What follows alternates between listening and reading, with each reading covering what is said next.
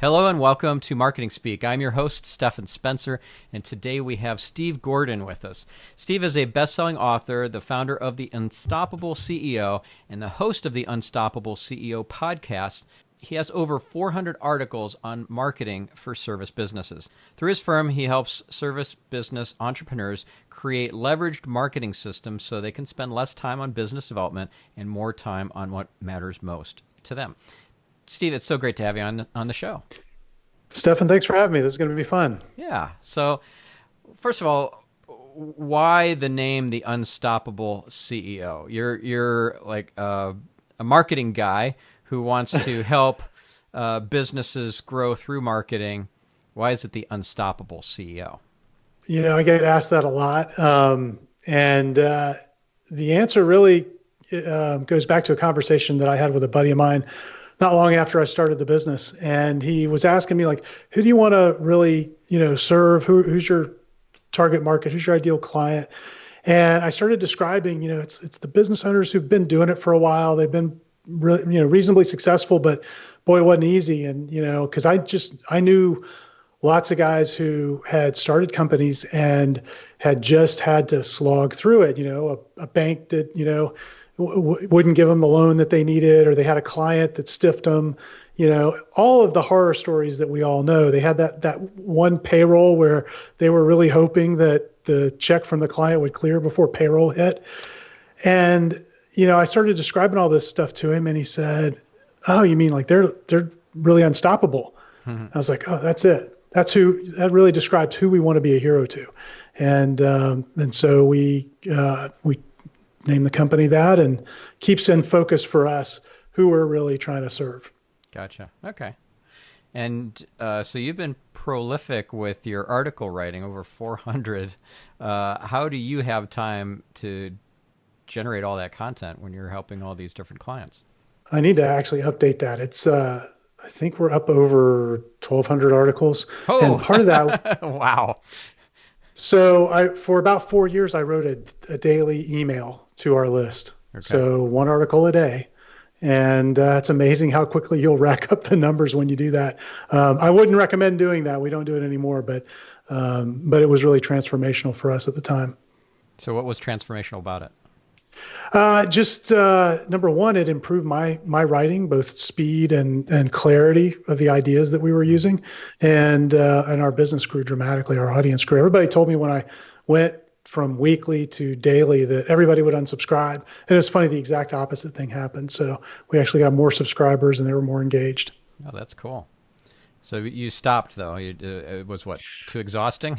Yeah, I mean, after about 4 years of it, the pressure just gets to you, and coming up with something new to say, or a different way to say something you've already said half a dozen times, can be a challenge. And so at that point, we switched from that model to our current model, which is where we use a podcast and meet, much like we're doing here, with experts from all over the world, and really share their expertise with our audience. Gotcha. Okay. Have you had many SEO episodes? Gosh, I need to have you on. I think we've only had one other one okay. in all the episodes we've done. We're due though. Okay. Yep. Well, I know a guy. Good to know a guy, right? Yeah. So I'm very keen on podcasting. I have 2 shows, not to be outdone by those who just have one weekly show. I had to have 2, and that's daunting. I can't even imagine doing an article / newsletter a day for 4 years. I've been doing these 2 shows for 4.5, almost 5 years, and it's exhausting. It's a lot of expense. I wouldn't call it a profit center yet because it just doesn't generate enough revenue to pay for itself, and it's expensive when you add up my 2 shows plus my wife Orion has a show called Stellar Life. Yeah, it's 6 figures a year in expense to run those shows, and I have a team around me, and we also outsource for audio editing and stuff like that. So yeah, it's very, very expensive, but we have really high production value. I want really great audio. I want to have long form blog post type of show notes and not just these big walls of text as transcripts.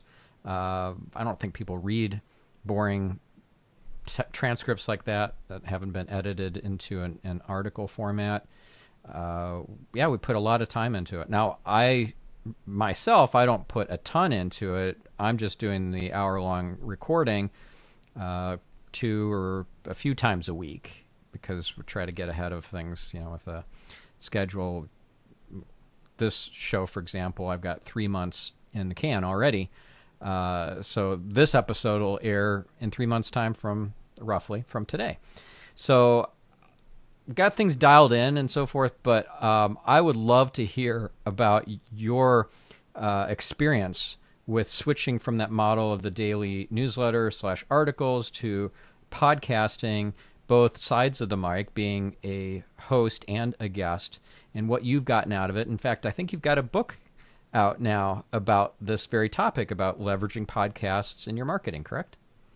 Yeah. So as we're recording this, just within the last week, we've released a new book called Podcast Prospecting, which really is kind of a detailed look at how we're using podcasts a little bit differently.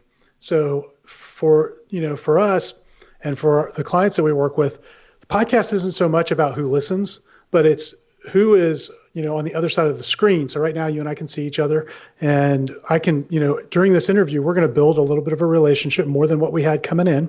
We're going to know each other a little bit better.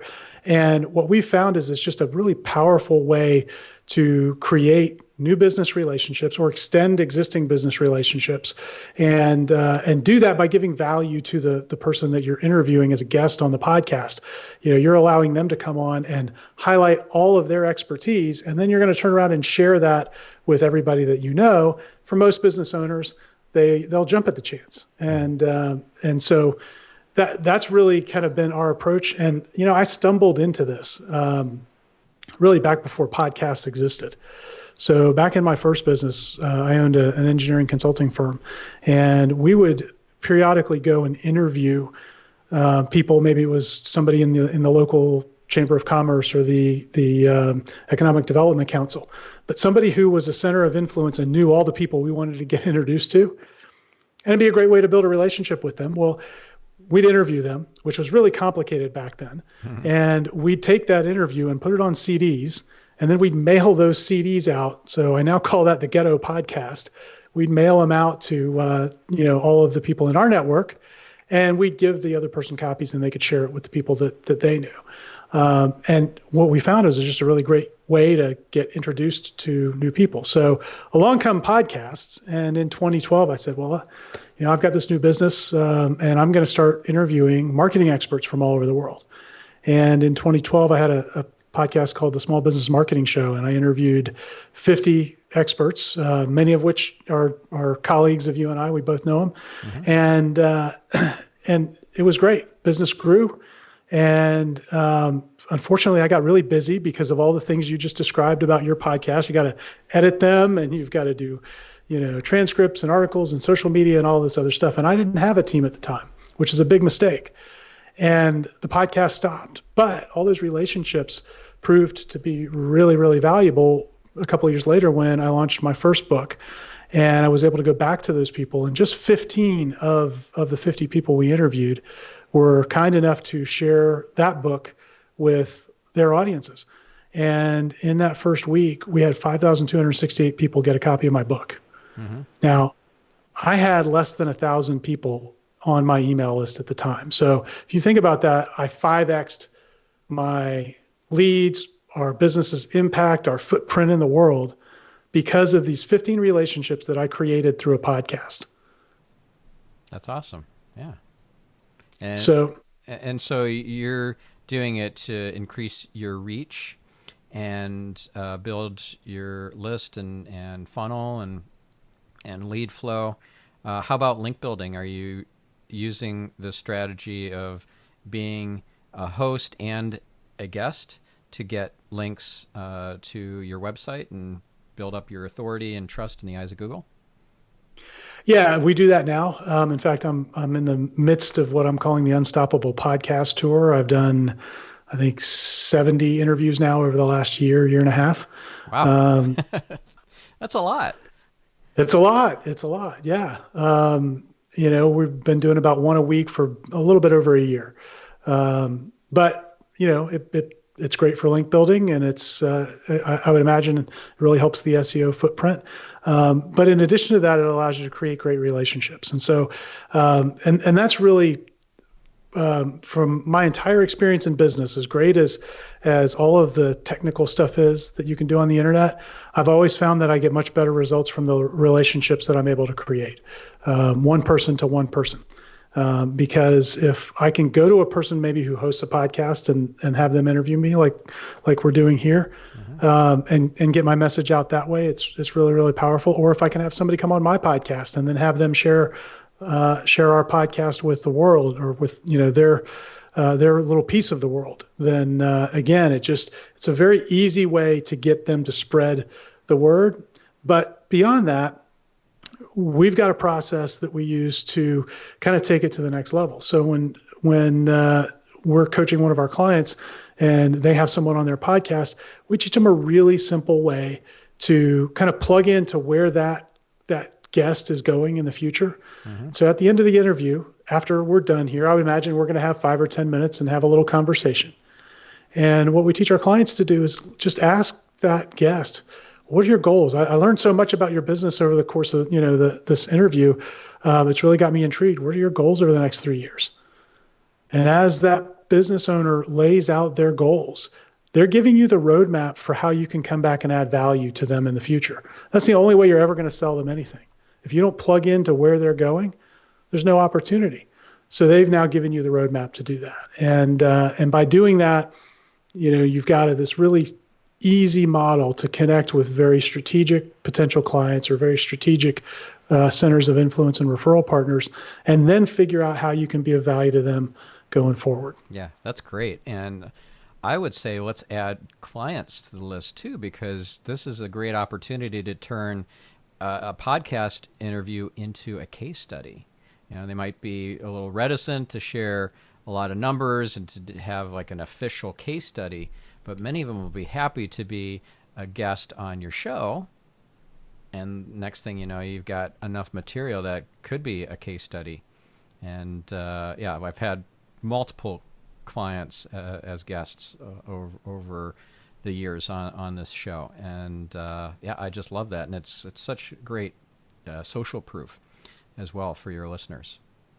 Absolutely. In fact, we always teach our clients, you want to break your podcast episodes really down into 3 categories. So we've talked about interviewing people that maybe will move your business forward in the future.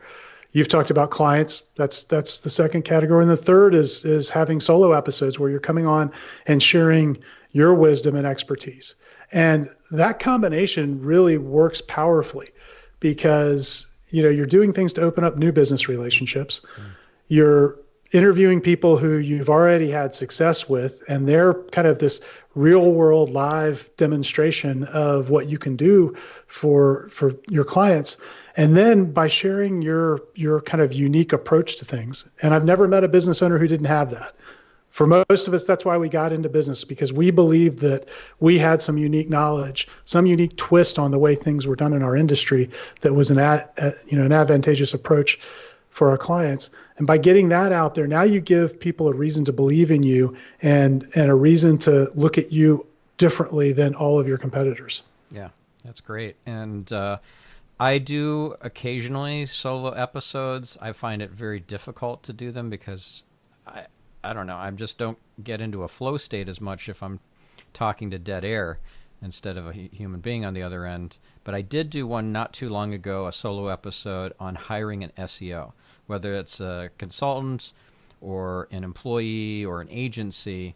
I have a 7-step hiring process. There are trick questions in the interview that I give to the listener. I call it the SEO BS detector so that they can slip those in, know that there's only one right answer to each of those. And the interviewee doesn't really know that they're being tested in that way. And then they can see if that agency or individual is blowing smoke. So that was a great solo episode, but it took me twice or three times as long to produce that episode than it would be to just do a regular episode. So I'm not real keen on doing a lot of those because of all the effort, extra effort, but I know I should be doing more of those.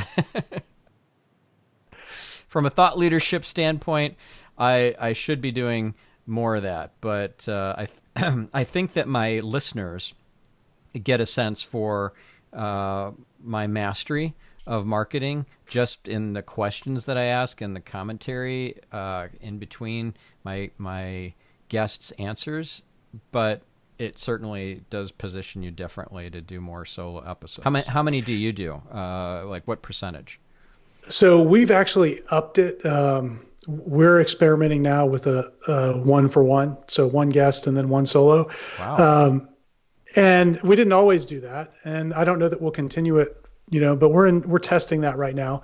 We've been testing it for about 6 months. The one thing that we have seen, we've gotten a lot of little love notes from our subscribers since we've been doing them, that they really enjoy them. And we've actually seen an increase in the number of people booking sales conversations since we started. So my sense is anecdotally they're working. As you know, with podcasting, it's hard to track that somebody listened to this episode over here and now they've taken this action.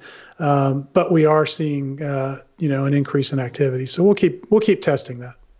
Okay, so that brings up a great question around tracking of success. So if you were to look directly at the amount of leads coming in from my podcasts and make a decision about investing 6 figures a year, you'd probably have stopped a long time ago. But I keep going because I just know that I'm revealing light in the world. I'm doing good in the world, and that it's like business karma. It's going to come back to reward you, and even if you don't get the immediate revenue justification, I think there's intangibles that happen, and like you said, with forging great relationships, I've had that happen. Carter Cast, for example, former CEO of Walmart.com, I had him on my other show on Get Yourself Optimized. It was a great just conversation and really powerful. And he decided to introduce me to one of his partners at his VC firm. He's part of a VC firm in Chicago. And that partner introduced me to one of her portfolio clients or portfolio companies.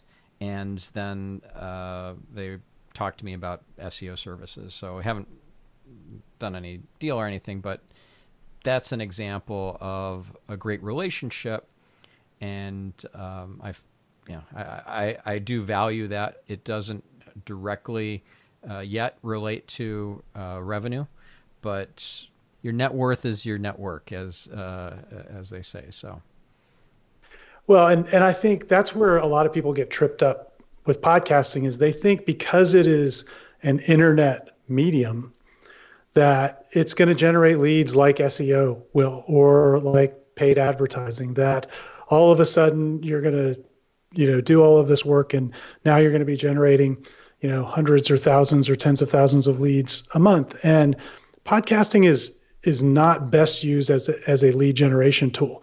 It's really a lead conversion tool, because it allows you to build a relationship with another person at scale in a way that the written word will never be able to do. And that's one of the reasons I switched from that daily email, and switched and began doing podcasts again, because what I found after writing all of those emails was that it's very, very difficult to really create relationship and convey emotion and that kind of feeling through the written word. It's not impossible, but it's very hard. Yeah. And the vast majority of business owners can't do it. But we all know how to talk. We all know how to have a conversation. And we're all pretty natural at it if we've been in business and been successful. And so it's a medium that allows you to leverage the power of the human voice and use that to build relationship, and do it at a massive scale. So you get to inject your personality through your voice. You get to build a more intimate kind of relationship with the listener because you're talking into their ear for a half hour, or in my case, a full hour, and it's a commitment. So when they make a commitment like that to spend an hour listening to an episode, they want something out of it, and they're more invested in the success of, or the ROI of that time. So I'm very pro podcasting. I'm not planning on stopping just because it hasn't directly generated enough revenue to cover the expenses. That said, I would like to start tracking some additional metrics with the show that help me to know that I'm on the right track. And I'm curious what sort of metrics you would recommend, like number of sales conversations generated with guests, or introductions made, or what are some of these metrics that you measure?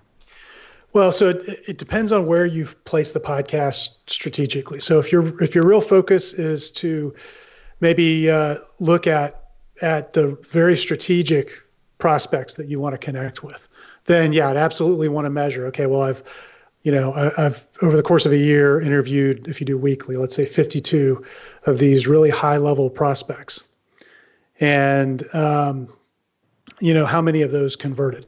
And we take kind of a Dream 100 approach to that, where you map out the people you really want to work with and go directly to them. And that's one approach.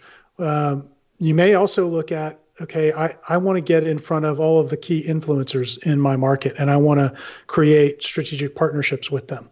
And so one of our clients he started a kind of a local virtual CFO business, and he wanted to expand that nationally. And so he started a podcast with us. He went and interviewed through his first 9 interviews. So he interviewed people who had an audience that was, were all made up of business owners that he wanted to be in front of. And like I described earlier, he connected with them at the end of that interview and talked a little bit about where their future was, where they were going. And he was able to come back and say, well, do your all the people in your audience ever have challenges with profitability? And of course they all said, well, yeah, every business has challenges with profitability. He said, well, I've got this great presentation that I deliver as a webinar sometimes for people. Would you be interested in having me come and do that for your audience?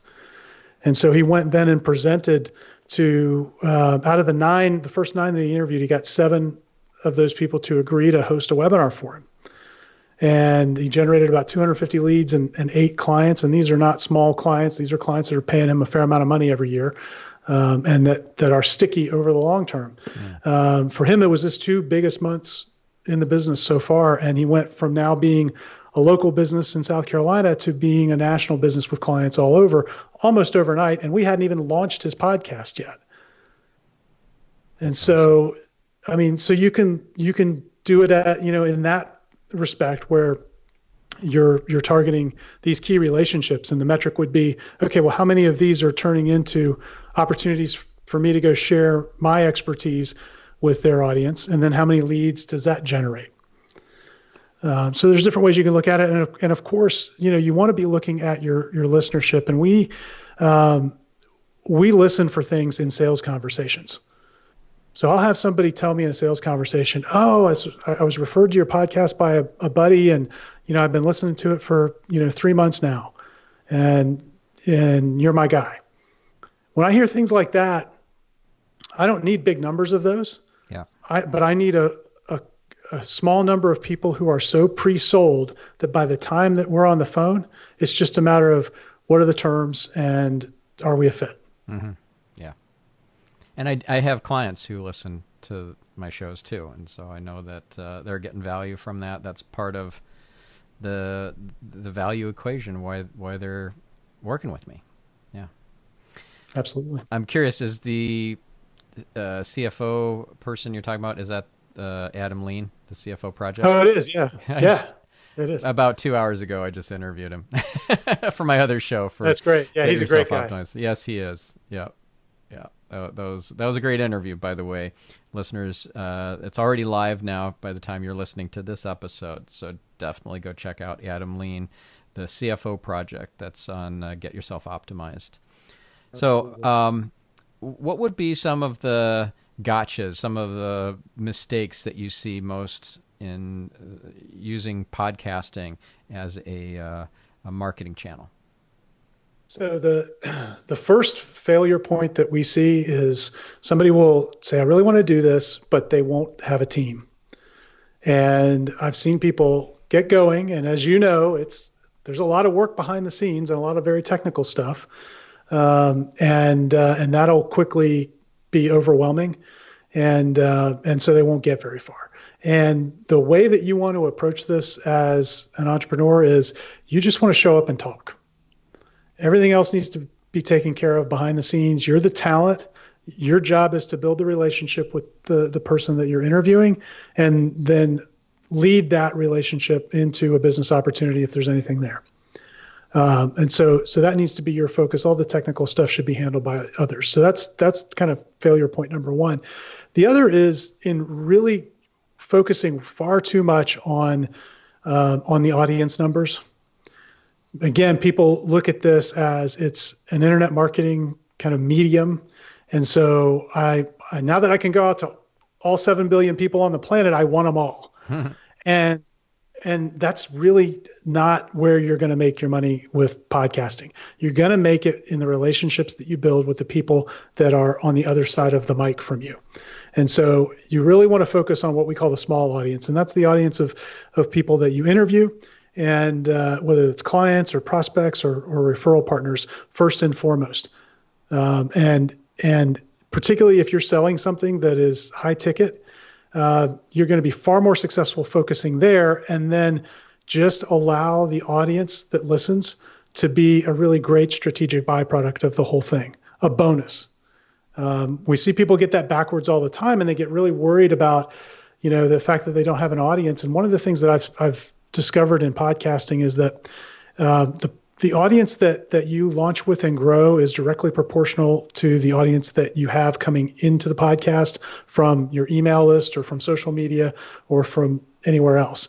So, it's rare that you're going to magically create an audience that you don't already have through podcasting. Yeah. And this it brings up another point too, that a lot of folks are not just fixated on the reaching an audience, a big audience, and that's the whole point, but they're fixated on a particular metric, and that's downloads. And the problem with downloads is it doesn't show you how much they're listening, which episodes they're listening to, where they are in the sales pipeline or the funnel. It's just kind of a brain dead metric. And if you want to increase downloads, just go from a weekly show to a daily show. Boom. Now you got 7 times the downloads. But many of these downloads will happen just in the background because they've subscribed and they're not listening to all of them. They're just automatically being downloaded with their podcatcher app, whatever they're using. That's a problem because now you're not seeing what is a metric that moves like any decision-making process. It's not a data-driven decision-making type of process you're engaged in by looking at these numbers. So, I used to get fixated on download numbers, and I have to let go of that. Even though the numbers are not what I'd like them to be, I know that I am on the right track anyways. Yeah. Well, download numbers are always... and for me, they've always been kind of like website traffic. They're never where I want them to be. Yeah. It's interesting though. People who look at it from a download perspective, really, they have in their mind that it's going to generate leads. And this is not the right place to use the podcast in your funnel. You want something else generating leads on the front end. And you want your podcast there as the thing that allows you to show up week after week after week in the life of every prospect and show up with something valuable that they're going to pay attention to. So when somebody gets your email, Stefan, and the latest episode of the podcast is out, you want them to go, wow, I wonder who Stefan interviewed this week. Let me tune into that. Because now you've got something where you can embed all of your other marketing into. So you can give them the way to take a next step with you and do business with you embedded in that. You can give them, here are the other things we offer. You can lead them to all of the other places where they convert now that you've generated that lead and they're listening to you and paying attention. And you've got the excuse to show up every week. And the best part about it is you don't have to create all the content. Today I'm showing up, we're having a conversation, but I'm creating most of the content here. And when somebody comes on my show, they create most of the content. So I don't have to come up with it all the time. So it's a very easy way to create that ongoing content that you need to stay top of mind with people. Right. Yep. And also I've learned such amazing things. If I can get an hour with somebody who is an expert in a certain area, somebody that could teach me, who could teach me something powerful, potentially transformational for my business or my personal life, that's an incredible gift.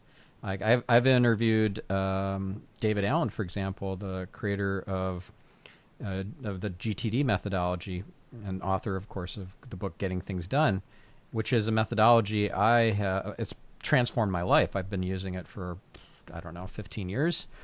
So to be able to ask him every question under the sun that I had, because I was hitting some roadblocks, some different things. Like I had an out of control inbox at the time when I first interviewed him.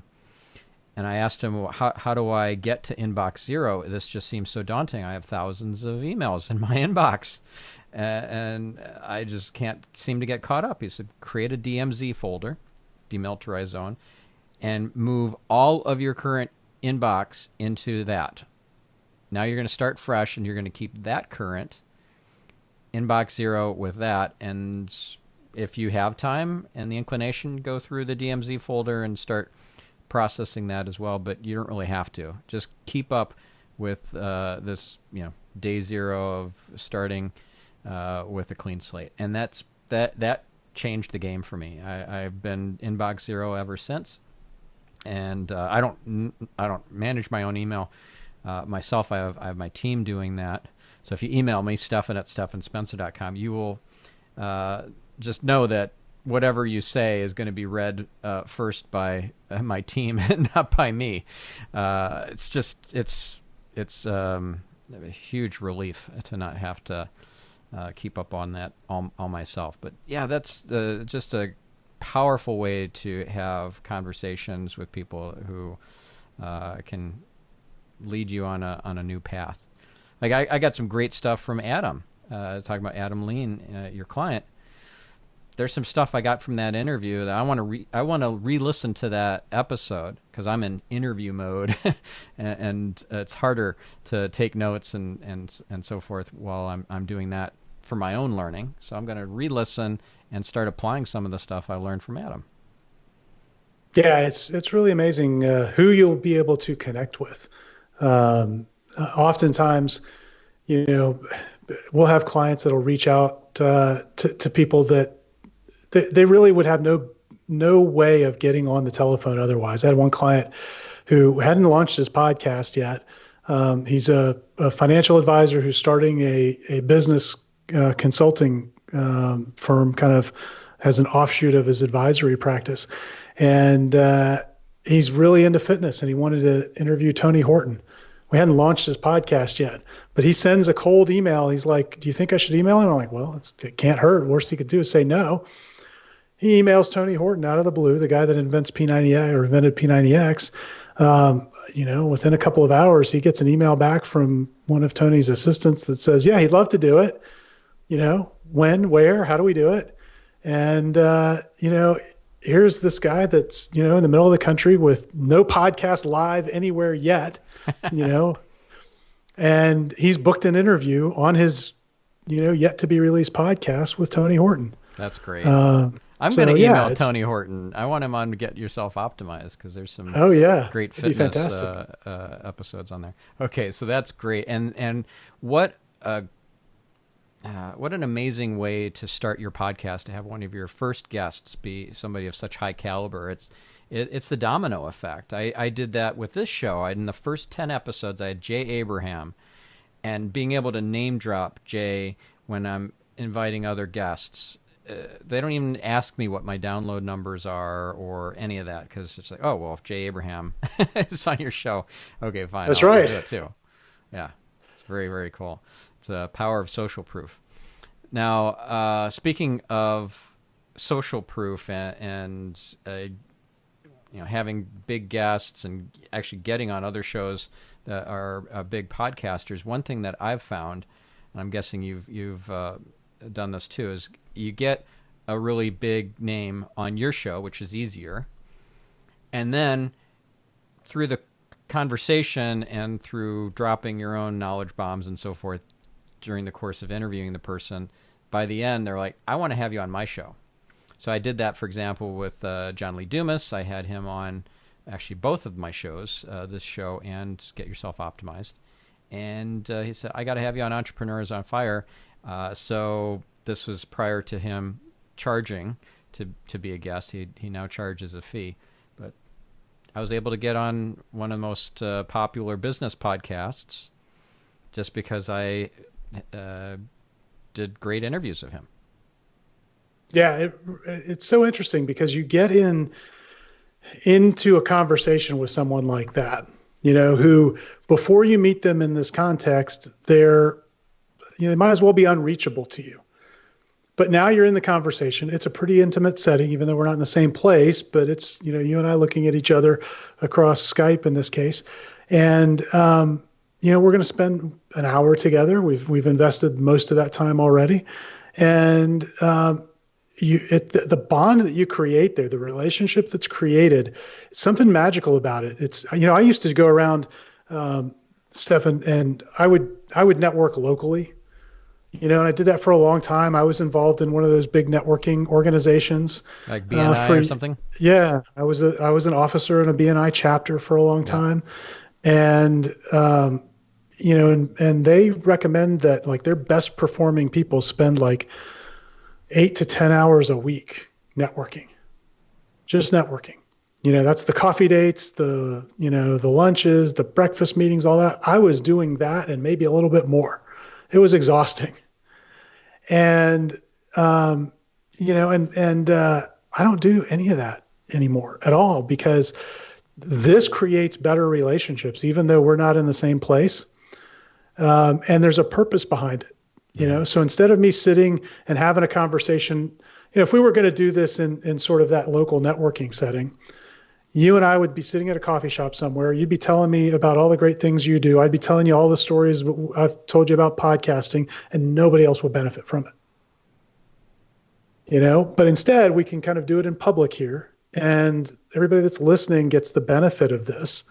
And we both immediately get some business benefit out of it because you get some content that you can use to nurture everybody in your world. And I get the opportunity to get introduced to them. So right away, instead of showing up to network and hoping that there's some collaboration that will happen after the fact, we're actually collaborating right here and right now. Yeah. I just find that so much more powerful. Yeah. That reminds me of how I started my other podcast, Get Yourself Optimized. It used to be called The Optimized Geek. The whole reason behind starting that podcast was I was interviewing subject matter experts for a self-help book about personal transformation. I had a ghostwriter to help me because I hate writing, which is ironic considering how much I've written. But with my 3 books and more on the way. But the ghostwriter tells me that he's going to interview these subject matter experts. He'll get the interview transcribed. He'll pull different bits and pieces out of that, and then he'll throw out the audio and the transcript, and just little bits and pieces will remain that make it into the book. I'm like, wow, that is a colossal waste of an opportunity. All these amazing subject matter experts, people like Dave Asprey and so forth. I'm going to just toss out that, or you're going to toss out that original interview because it's not needed for the book. What the heck? No, I'm going to do these interviews. So that's what I did. And I started back in, gosh, when was that? 2014? 2015? Yeah, 2015 with that. And the book's still not done because whatever. It's just, it is a, yeah.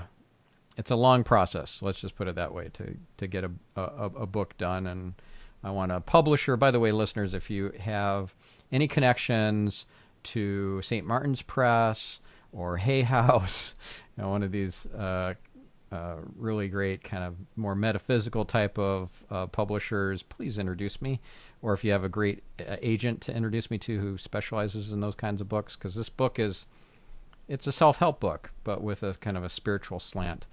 And so, yeah, the book's still not done, but what a great podcast that came out of it. And that then spurred me on to start this podcast. So that started first. And then a few months later, I'm like, all right, I'm going to do a marketing show as well, because why not? Yeah. So you got an itch to scratch, and it just so happens that the byproduct reveals a bunch of light out in the world for a lot of listeners. That's pretty cool. Yeah, well, and I think that's been our approach to podcasting. It's not that I'm particularly in love with podcasting as a medium, but for the vast majority of business owners who are not professional marketers and don't desire to become professional marketers, and that's about 99.9% of all business owners, right?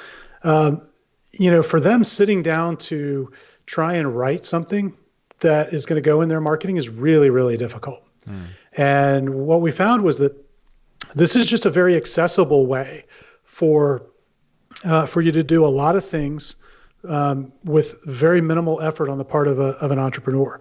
So they can create really great strategic relationships, which we've already talked about. They can get great case studies, which we've talked about. They can use those solo episodes to really help hone their marketing message, because as they're speaking it, they're going to get it more and more refined. And then all of that can be taken and repurposed. And so we take those solo episodes when we're working with a client, and we'll actually help them organize their ideas, their intellectual property, and get it organized enough that we can take those solo episodes and then turn them into a book using a ghostwriter. So now they've got a book that'll do lead generation for them. There's a referral process that we build on top of having that book. And then, of course, we do all the follow-up marketing, and all of their social media content comes from the podcast. So the business owner's experience is I show up once a week for about an hour, and I have this really cool and fun interview with somebody that I wanted to connect with that would have been hard to connect with anyway. And then all this other stuff just happens.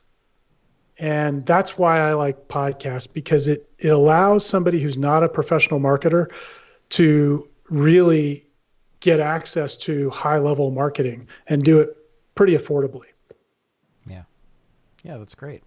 And one thing I had to train myself to do, I still miss some of these opportunities, but I got to remember to seed my expertise and the kind of clients that I work with and so forth in the episodes where I'm not the guest, I'm the host. So instead of just asking questions, I've got to drop some little knowledge bombs and value bombs that incorporate some social proof. Like, oh, when I was working with Chanel, I had this sort of problem we were trying to solve. And I actually did work with Chanel, or Zappos, or CNBC, or Bloomberg Business Week, or Bed Bath & Beyond. Like, these are all past clients of mine that I could drop little mentions of into the course of the interview. And that is, as you said, it's not for lead generation purposes as much as it's nurturing that lead and moving them closer to a sale or to becoming a client. So somebody who's listening, who already is considering me, hearing a case example where I'm citing an issue that we had with Chanel and how we solved it, it's like, wow, this guy is he's kind of a big deal. Well, you want to fit those things in where they make sense, but you also want to make sure that every episode has something that leads a potential client to the next step. And so I don't, maybe you're doing that already with a commercial or some type of promotion in there. One of the things we've talked about, Adam Lean, from the CFO Project, one of the things that we've done on his podcast is we've created the profit minute. And so he at the beginning of the episode, he has this little segment called the Profit Minute, and he explains some key financial term or explains some number that you should be tracking to improve your profitability. And it's really short and to the point, but every time you hear that, you know exactly what he does, and you see that he's got this expertise. And so, and then it flows right into the regular episode. Oh, I love that. Do you mind if I R&D that? Rip off and duplicate? Yeah, go for it. Go for it. Yeah, the SEO minute or something like that. I'm gonna totally take that. Awesome, thank you. That's so important, and that is something that I neglect. I don't take any advertisers or sponsors on. I don't really have my own mid rolls for the most part. Sometimes, occasionally, very occasionally, I'll insert a mid roll about, let's say, a 5-day SEO challenge that I'm running or something like that, but usually not. So this is a great opportunity, and like you say, you want to lead the horse to the water. You want to lead that prospect to the next stage, and not have them try and kind of figure it out on their own. It's great. Yeah, well, they want that. They're listening to you. They're part of your tribe, and I think you have a responsibility to at least show them, hey, here's how we can help. When you're ready, here's how we help, and that way you're not leaving them hanging. Right. So what do you think for my tribe, what would that be? Because I could have them, invite them to a webinar, a live one, or automated, pre-recorded one. I could invite them to do like a one-on-one strategy call with me, or an SEO critique type session. I could offer some sort of free download, a lead magnet. I could have them participate in a 5-day or 7-day long challenge, download some sort of workbook or worksheet or checklist or something that starts them down this process of planning and strategizing. Like what would you suggest? Well, so are you familiar with Dean Jackson from I Love Marketing? Yeah. Okay, so Dean's got this great concept for email called the super signature. Yep. I don't know if you've ever seen that concept of his. Yeah. We've taken that, we've adapted it for podcasts. And so what you might do at the end of each episode is say, and folks, thanks for listening. Whenever you're ready, here are 3 ways we can help. And you list the first way, which might be a download. So for our podcast, the first thing we always share is, well, make sure you subscribe to the podcast if you're not a subscriber, so that you continue to get these episodes. The second way is with a scorecard. So we have something called the Inevitable Growth Scorecard, where you can go and score yourself in 10 minutes and see really how you stack up in terms of having all the things in place that you need to grow your business consistently. And you'll also see which areas do you really need to focus on. So in 10 minutes, you get this great kind of snapshot of what to focus on. And then the third way is, well, if you want one-on-one help, you can go here and book a time and talk with me. And so sort of takes people from wherever they are.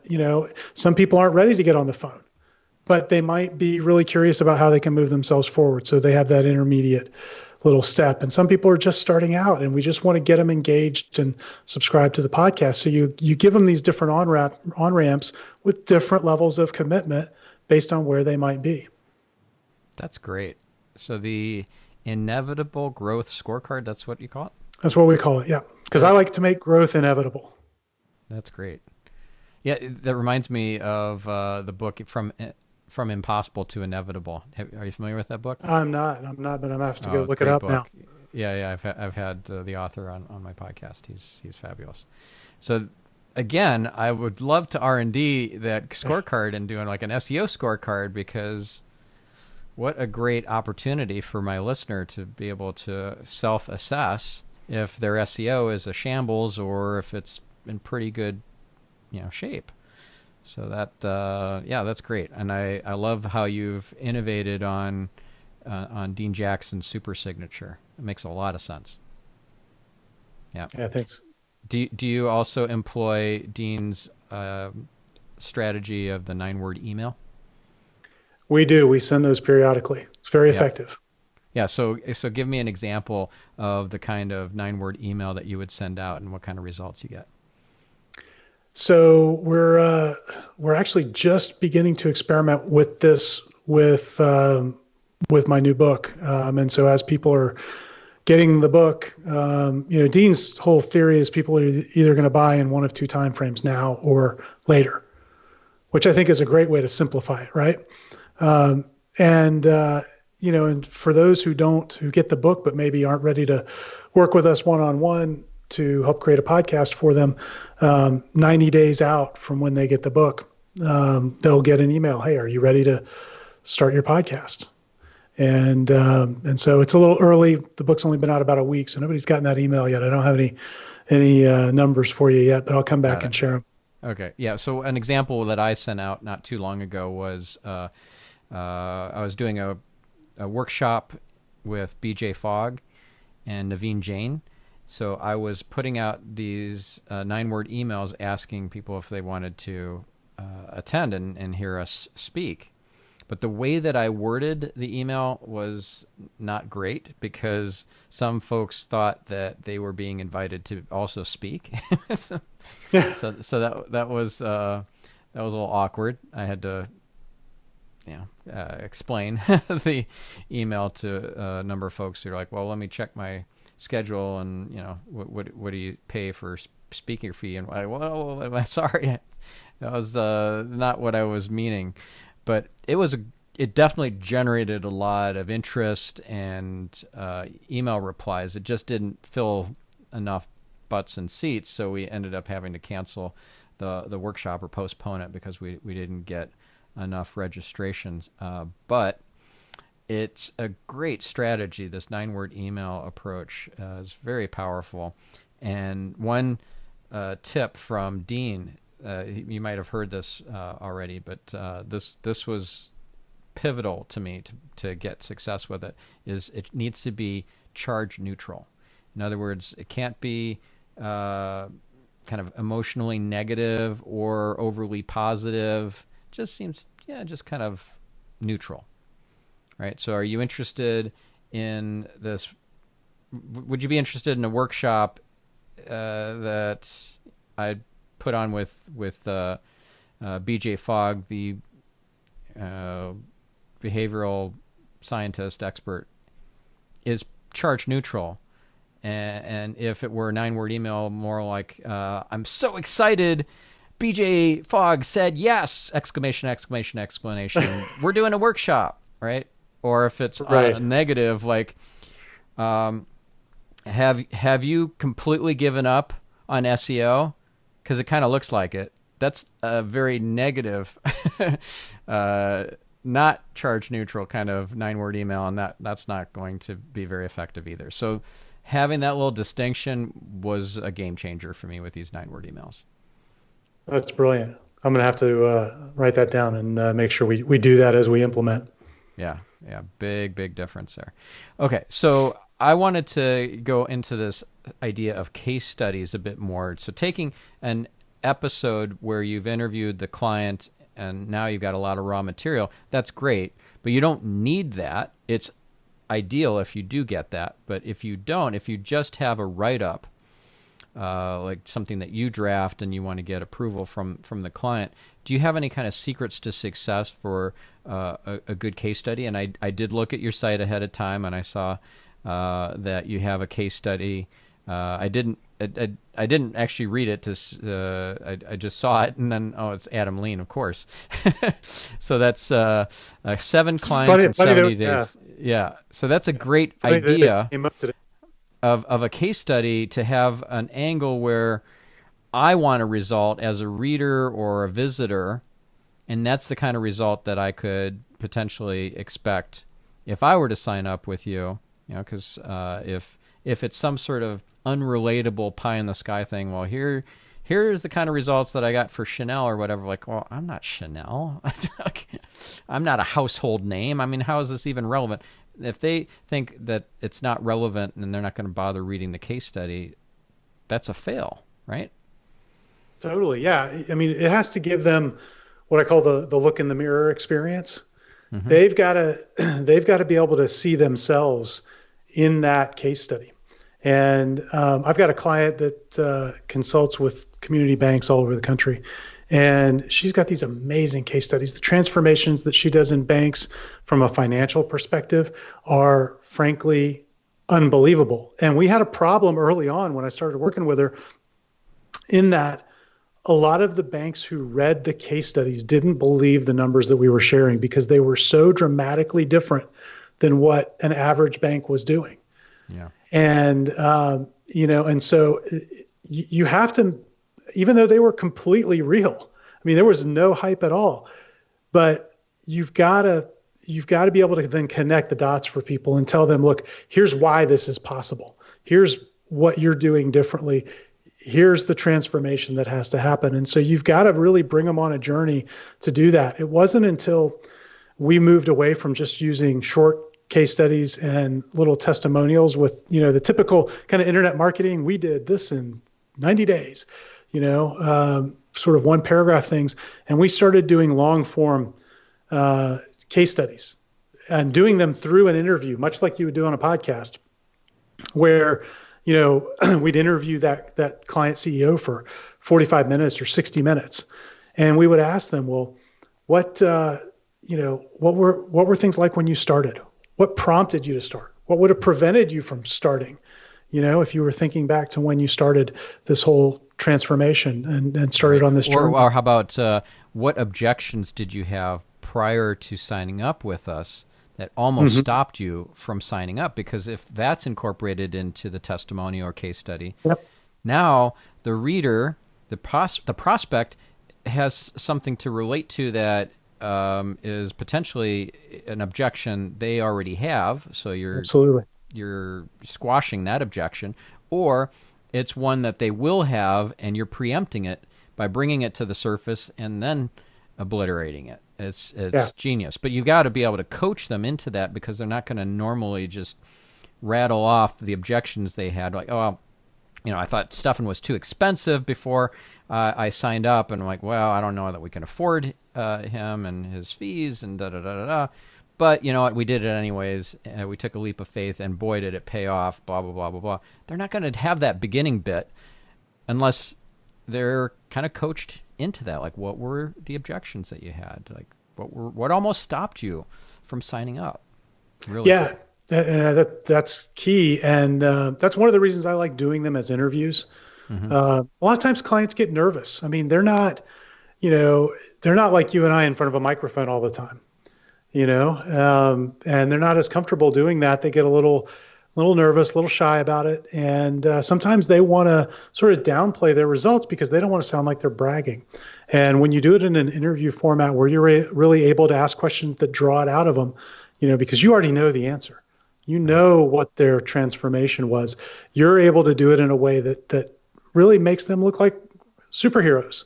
Yeah. But without them having to brag about it. And that's believable superheroes, because back to your point that if it sounds unrelatable because it's so outlandish sounding numbers and results and so forth, this term that James Schramko has, I think it's unremarkable case study or unremarkable testimonial, that is so critical because now they can relate to it. It just doesn't seem crazy out there kind of numbers that they can't possibly imagine receiving themselves. So James Schramko is great, by the way. I've gotten coaching from him. I've been in his Silver Circle mastermind. He's phenomenal. Yeah, and I think that's great advice. So I think for case studies, as long as you're painting the picture of what was life like before, and now what is it like after working with you, I think you've got a killer formula incorporating the things that we've talked about. Yeah. And I'm just looking at your case study right now, and I'm seeing that you're using a lot of bolding to bring people's attention to certain aspects of the testimony, or in this case, case study. That's really smart. In fact, I've been using yellow highlight on my testimonials so that people don't want to read this big wall of text. They'll just scan quickly, and if I can direct the eye to just the most important bits, that's the most effective way to do it. So, yeah, I love it. Good stuff. So if we were to leave our listener with one or two last nuggets that we haven't already covered, what would that be? Well, I think the thing that everyone isn't focused nearly enough on is that, particularly if you're selling something that is high priced, product or service, that the vast majority of your business is going to come from word of mouth and referral and from relationship. And we spend almost all of our marketing energy doing things that are kind of working at arm's length with people. We're working through our website and through email and through all these other things, and that's great. But there needs to be a place within all of your marketing where you're really focused on creating those strategic relationships. For us, podcasts are sort of the focal point for that. And then we're able to generate both word of mouth through having people share the podcast kind of naturally, and also create direct referral and direct business relationship through the one-on-one connections that we're making with guests. I think that's the key. You want to make sure you're building that into your marketing. Yep. Great advice. All right. Well, Steve, if folks wanted to work with you, they wanted to subscribe to your podcast, they wanted to get your book, all that sort of good stuff, where should they go? Well, let's do this, Stefan. Let's give everybody a copy of my new book, Podcast Prospecting, and that'll take them kind of, point by point through all of the details of how to implement what we've talked about. So if they go to unstoppableceo.net/marketing speak, so unstoppableceo.net/marketing speak, you'll be able to get a copy of the book there for free. You can download it, and you can connect with me if you want to talk more about how this strategy might fit for you. Awesome. And that's so the unstoppableceo.net is your website. And yep. What social channels are you most active on? Twitter, Instagram, what? Best place to find me is LinkedIn, Okay. But I'm also on Twitter and Facebook and not so much on Instagram. I haven't figured that one out yet. Okay. Awesome. Well, thank you so much, Steve. This was fabulous and very actionable, really great concrete advice for our listener. So listener, now you got to apply some of this stuff. I know I'm going to totally R&D, rip off and duplicate some of the things that Steve had shared. So this is an opportunity for you to put something out there that's tangible, that is going to add value and get you lots of business. And if you're not into podcasting, you don't have to do that, but do something that you got from this episode. And we'll catch you on the next episode of Marketing Speak. I'm your host, Stefan Spencer, signing off.